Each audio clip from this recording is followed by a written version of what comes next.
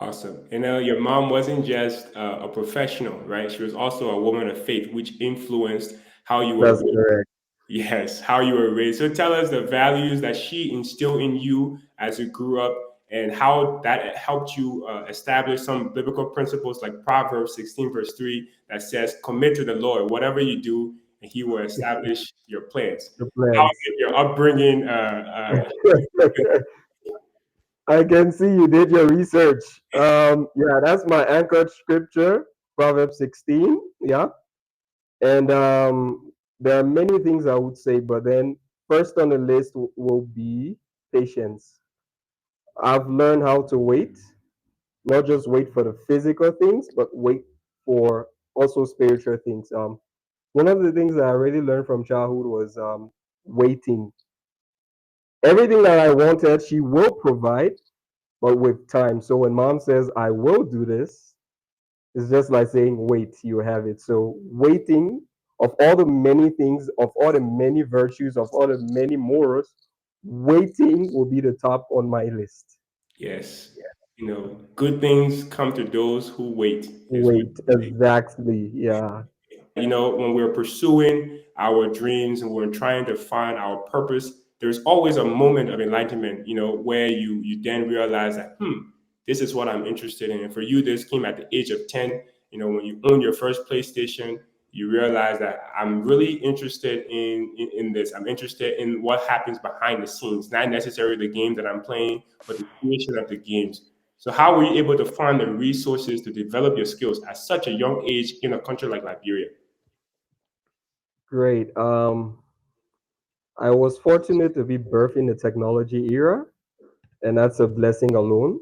That's a blessing that has laid a foundation for this journey. So just being born in this era where everything is available, if you search for it, if you search whatever you want on YouTube, whatever you want on Google, whatever you want on any search engine, you will find it.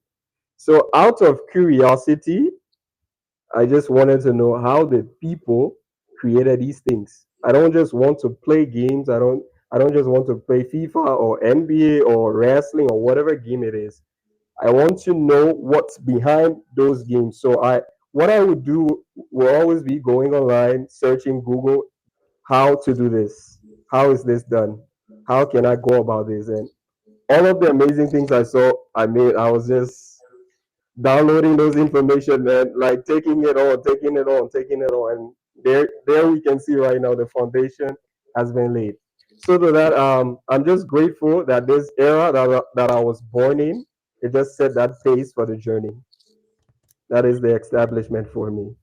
Was it just the struggles that you had in school that made you think, I cannot do this forever? Or was it more than that? Was it you also understanding, man, maybe, you know what, I'm more truly passionate about this and I should pursue that because it's what's going to give me happiness? What exactly was it that made you decide to fully commit to IT? One was lack of interest from management. Two, it was like I felt like I was wasting my time, my energy, and my resources going to a class that I had no interest in or doing things that I had no interest in doing. That was the reason I dropped out first. Then also the desire was inside, like you could feel it. This is not where you want to be. And if you stay the next 4 years in this environment, it's like you are moving in backward direction. You're not moving forward. So Your entrepreneur mindset dates as far back as like Liberia, where you were a child, using your skills that you acquired to do little projects here and there for people, for organizations, churches. But then you went beyond that. You used a platform called Fiverr, and you were on yeah. there. People around the world would hire you to do different graphic work or IT related work. So tell us about that experience. How are you able to take advantage of that again, being from a country like Liberia, where things just seems to be not an option? Like many people will not even know that you can sell your skill and you can make money being from Liberia, essentially creating your own job. How are you able to do that? Right, thank you. Creativity is very costly. It's, I would say, it's to some extent priceless. Though we try to add a figure to that. I had done that because, or I was able to do that because I needed to have some money in my pocket. Not that I was broke, I wasn't. I had food on my table, my family provided everything, but I just felt the need to have something for myself as well.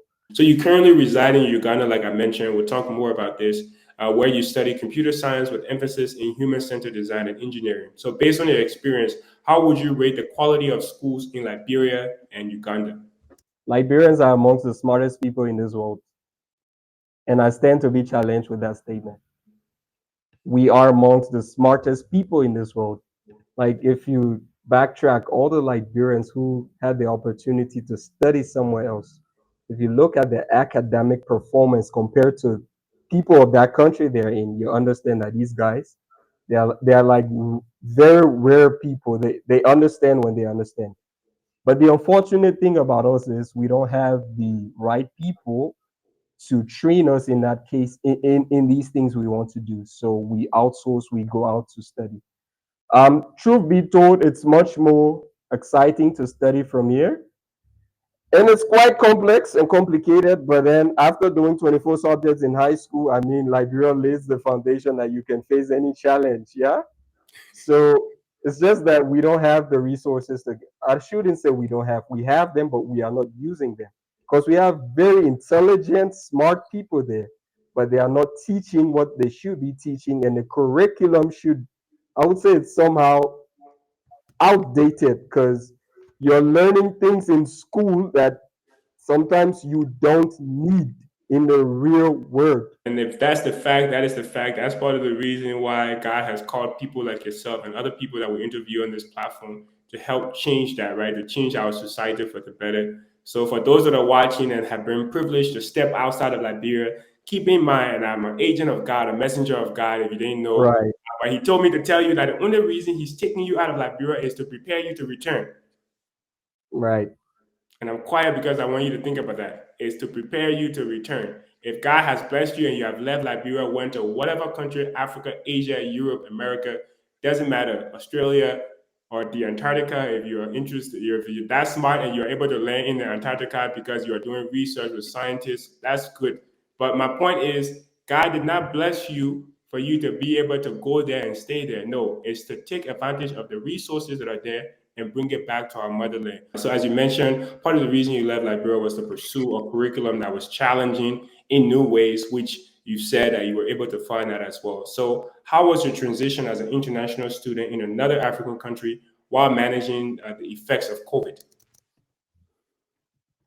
wow, amazing. 2020, when I came to Uganda, it was quite an exciting experience. But then 3 months into my stay in Uganda, it became a nightmare. Um, if anyone was watching the news by 2020 about Uganda when COVID happened, you will know that we were in one of the most restricted countries on earth. There was a total lockdown by March, and when I say lockdown, absolutely no moving. Like so, just leaving Liberia in January, started school in Feb, was having a good time catching up with the food, with the culture, with the people, with the tall buildings, with the great innovation, and with all the amazing things that this country has to offer. Just when we reached March, COVID happened and the country got shut down. So I felt like I was in hell. Like I couldn't do anything. If you needed to go to get food or go to get cash from the ATM, you walk like 20 to 30 minutes just to go and 20 to 30 minutes to get back home. So it was a very terrible experience. I felt like, God, why am I here? Can I just go back? There were no flights going back. Airports are locked, borders are locked. You are just indoor, you're growing fat. Though I was not growing fat, but you're like just there thinking about, so what now? What can I do with this life? Like, I even had a friend who almost went into depression because what was happening was very terrible. You're in another country, you don't have your family with you, you don't have much of it, you don't have much resources with you. But I used that moment to make the most of my life. So while in that lockdown, I started to teach myself a lot of the things that I know now. It was hard for me from the start, but I knew it was not ending anytime soon. The lockdown ended sometime in, I think, October or November. So just looking at that time frame, I was like, if I wait for this thing to get ended before my life moves, then no, we're not doing that right now.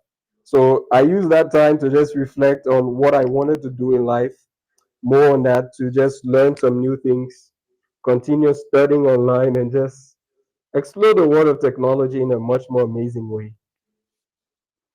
Right, right. And the one common trait that you will see is the mindset, right? Is the mindset of what can I do now, even though the world may not be going the way that I want it to go. So just having that mindset, things to take away from this interview based on Mr. Jones's story is the mindset of trying to find ways to make things happen.